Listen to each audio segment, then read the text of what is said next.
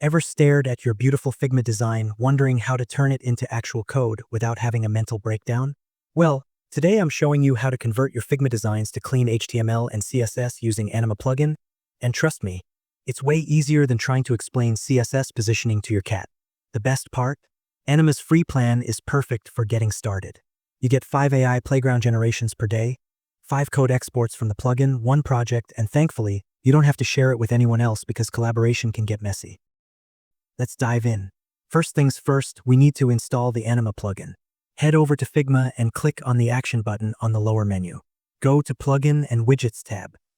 Search for Anima and make sure you're selecting the official plugin because nobody wants knockoff plugins messing with their designs.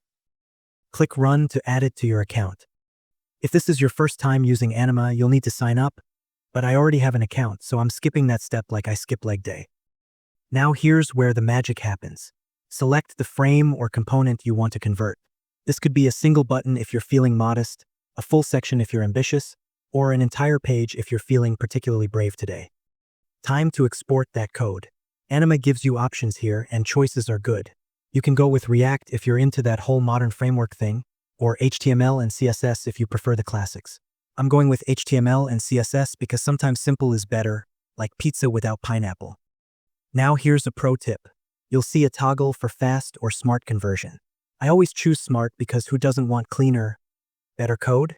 Fast might save you 2 seconds, but smart saves you 2 hours of debugging later. And trust me, debugging CSS is about as fun as assembling furniture without instructions. Once Anima works its magic, you'll see a copy code button on the right side. Click it and boom, your code is copied to the clipboard faster than you can say responsive design. Copy all the HTML and CSS scripts, paste them wherever you need them, and you're officially done. And there you have it. Your Figma design is now living, breathing HTML and CSS code, ready to impress clients or at least make your portfolio look slightly more professional. If this video saved you from manually coding everything pixel by pixel, hit that like button and subscribe for more tutorials that actually make sense. Drop a comment with the word like so I can personally thank you for sticking around until the end.